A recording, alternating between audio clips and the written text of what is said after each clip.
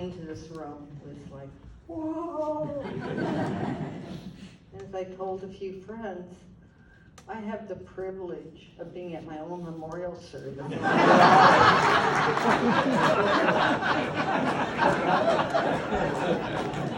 I mean, it's actually in my trust that we have it at the Commons and have the drift in, have food, serve wine, have a few slides, have people come up and say a few things and just eat and be merry. And here it is.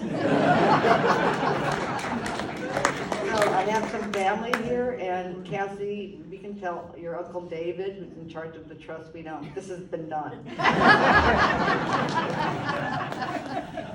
But truly, to say I'm honored is an understatement. It's overwhelming for me to be recognized in this way when I consider myself a country bumpkin. But the truth, I want to tell you the absolute truth.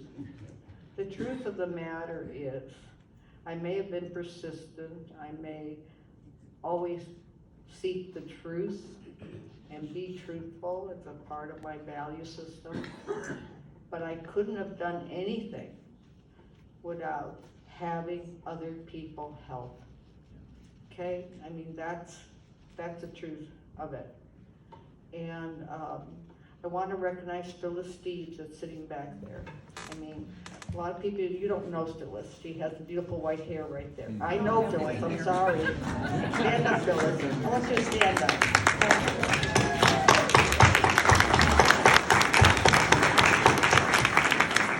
And the reason why I do this, and I embarrass Phyllis, and if Robert Kenta was here, I'd embarrass him, and dear Don Werat, whose ashes are along the Amanda Trail, is they helped me start this journey because there was no information in this county, no true information about what the genocide that happened in Yachats and the genocide that happened in Siletz and Grand Rod. We can generalize it saying it happened all over North America, Central America, South America, but it happened right here. And it was covered up. And also about the First Nation people, the Yachats people, who lived here for over 8,000 years, and nothing was known about them. And it was the generosity of Robert Kenta from the Confederate Tribes of Siletz, Don Werat from the Confederate Tribes of the Coos Bay Indians, and dear Phyllis Steves, who is now retired, but was the archaeologist for the Science of the National Forest and Tribal Liaison, that was so generously gave my friend Suzanne and I tons of information back in 1994 and 95 and 96. And we felt a very strong responsibility to put it in a professional article and share it with the community, with the promise that that document no one would never make a profit on it. And the document that still survives today, just a second revision, tribally supervised again, and that promise has been kept. You know, no one's ever made a profit on it, and no one ever will. But you know, they didn't have to come forward to Phyllis and I, or to Suzanne and I, but they did, and they went out of their way to help us, and that changed the community. They're the real heroes. And since that time, you know, other tribal members came forward, like Don's daughter, Patty, and Peter Hatch, and from the Siletz tribe, and Chief Doc Slider, who I know would be here if he could tonight, and so others, and you know, the support grew, but it took the community, all of you, to understand, read, and accept and appreciate that history. That's why healing occurred. And I'm so grateful to all of you, absolutely so grateful.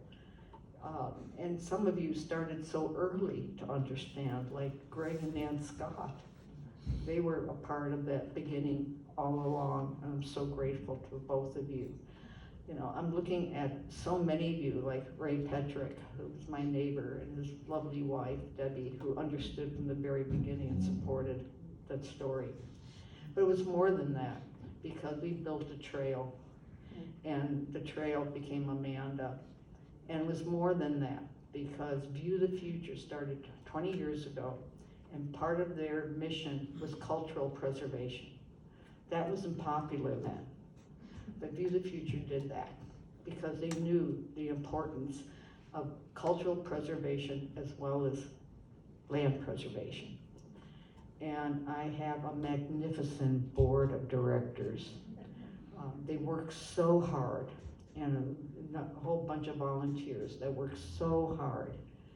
And you know, I'm so grateful not only to Phyllis and Robert and Don and both tribes. I'm really grateful to Lincoln County. I mean, you know, Doug Hunt was here. Where's Doug? Is Doug still here? There, he's in the back standing. He's a retired county commissioner, and he supported our efforts with the Land Legacy Fund and paying for conservation easements here. Now, they're expensive. Did you know that? They can cost many thousands of dollars. And between him and Wayne Belmont and the other county commissioners, they supported our efforts. And Katie here, you know, maybe you're a newbie, but you're not newbie anymore. Just examining some of the things that View the Future does, like Yachats Ridge, and taking the time to come up and look at it, and is this something that we could support? And working years with state parks. Oh my goodness. I met Dennis Comfort in 2003, and I was struggling. I was working the whole trails, the federal side and my side, all by myself. It wasn't very popular till the first statute came. And he helped change that. And with the efforts of Greg Scott and Leslie Carter, who's no longer with us, they started the first informal trail committee. And then with Greg's help, he convinced the city that they should take it over and support that committee. So I want to give a hand to Greg Scott.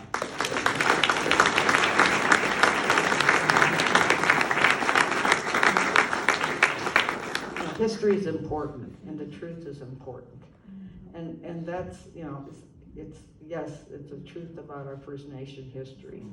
But it's very, very important that the reason why, the magic that you think you see with me bringing so many partners together is I just have to tell the truth, and I have to be radically transparent. And my radical transparency means I have a lot of limitations. I do, and just being truthful about it and finding people who can join me and make up for all my deficits is wonderful, and they've all come forward. And so I don't work alone. People see me as a leader, but I'm really part of a larger group. And we all work together, we support each other, we're all very truthful and honest, and when you get different people together, not organizations, not agencies, people together, no matter where they work, and they're truthful and radically transparent, we can solve any problem, even if it takes a while. It's about persistence. I look at all of you right now today. So many of you I love. So many of you I've known for many, many years. Valeria Truccinoli was one of the first people I've ever met here, back in 1988, right after she got married to Lee. Katrina Wynn, I've known for many, many years, just the year I moved here. I mean, all of you I love, and your friends, I trust you, and I'm so honored to be alive and be a part of this wonderful group of people. I'm feeling so much gratitude, and I love you all. Thank you, Shelley, and thank you, Betty. Thank you all. I can't believe you came up with these many slides. But somehow magically you did, and I'm grateful to the city of Yachats. I mean, for many, many years, I'm grateful to the city of Yachats. This is my community, and I love you all, and thank you very much.